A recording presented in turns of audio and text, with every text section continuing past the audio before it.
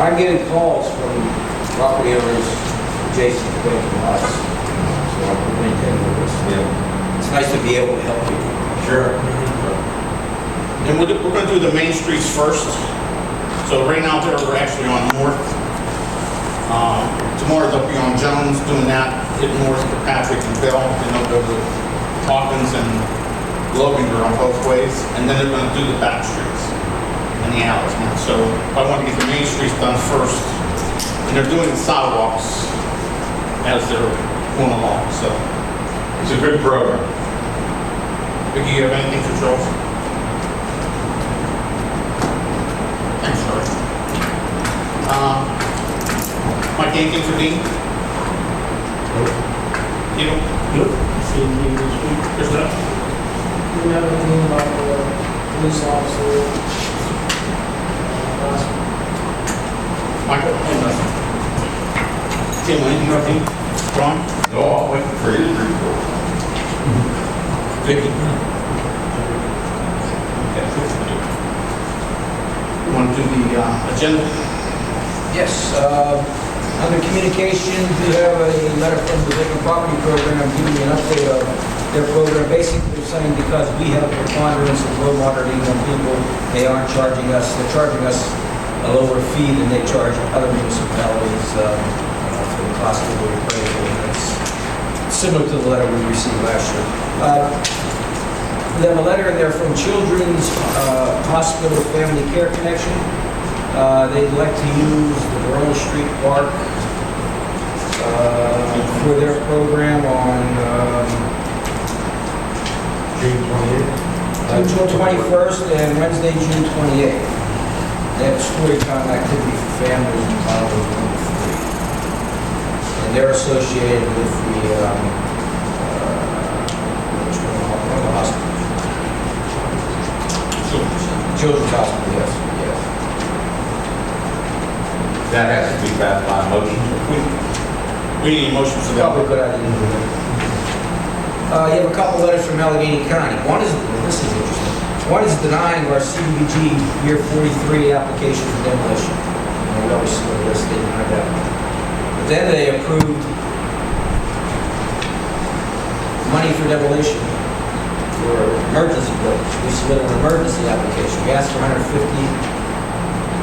We're lucky we got 75,000. And they're also telling us that they're going to award CDBG funds to finally pay Taylor Street. We've been asking for that for how many years now. And that application is 23,348, and that's what the engineer's estimate was. And to, just to clarify, the demolition that they are not going to fund is the 2 houses up on Oakland that got burnt, because they're saying the lady that lived in that house and owned it is responsible. Well, she moved, David, and no longer finding her.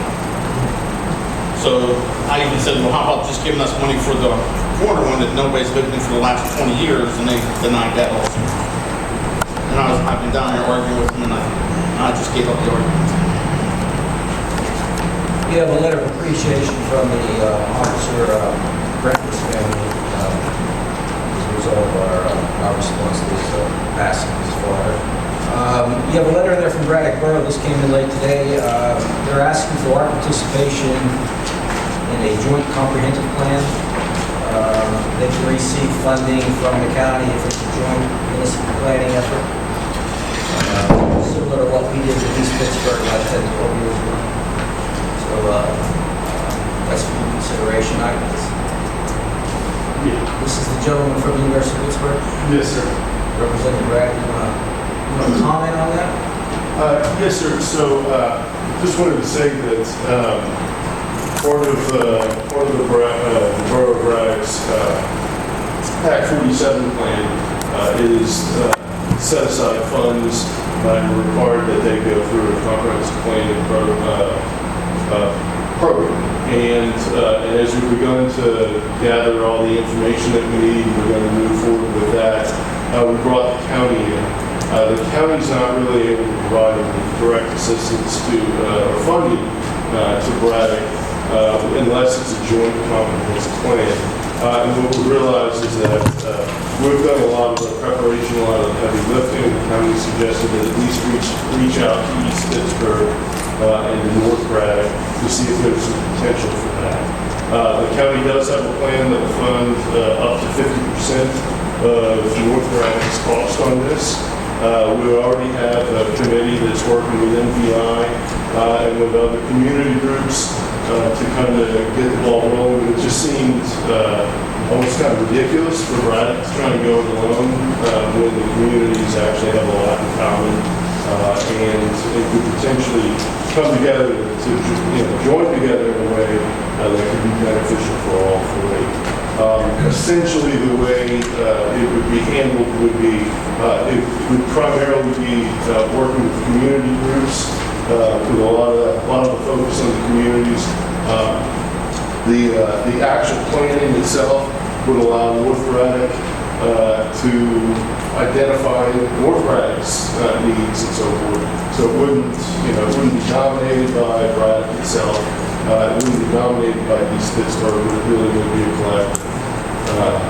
collaborative effort and potentially a way to leverage county funds to help all of this. The county mentioned that your last comprehensive plan was a joint plan with East Pittsburgh in 2002. So they'd be willing to help fund a new plan in that respect. So I did talk to Dennis Simon, who's president of East Pittsburgh Council. East Pittsburgh Council. sure. And he says he would like to meet, because I said I believe Braddock has a committee already set up. He said he would like to meet before they make a commitment. Absolutely. Yeah, and that was, we have regular meetings, and so if there's interest here, that would be interest in at least exploring it, that would be the next obvious step. And there really wouldn't be a commitment until, you act as a council to pass a resolution to make an application to the county. Was there any consideration to include Rankin Borough? Rankin Borough just recently completed a joint plan, I think with Swissvale, isn't that within the last 5 years. So, they're in a pretty good position with that right now. One other thing I wanted to add was that, so this isn't going to, the purpose of the plan is no longer to create a really big book that nobody reads. And so ECPD no longer funds those kind of projects. So this would essentially be like a 5-year plan to get stuff done, as opposed to What they do now is a lot of updates from their last comprehensive plan that you got. So they take that comprehensive plan and they update it for what you already have. Sure. If you still have those ideas, because we talked about that at the last call. Right. Yeah, that's exactly the kind of thing that they do. They're much shorter, much more to the point, much more action. Is this a 5-year plan to get Braddock Borough on Act 47? Part of the Act 47 plan will be to have they will be out in 2019. And so this is part of the plan so that they continue to build their tax base and become stronger. Absent, I review their finances every year. Absent another UPMC shutting down a hospital or U.S. Steel getting a really substantial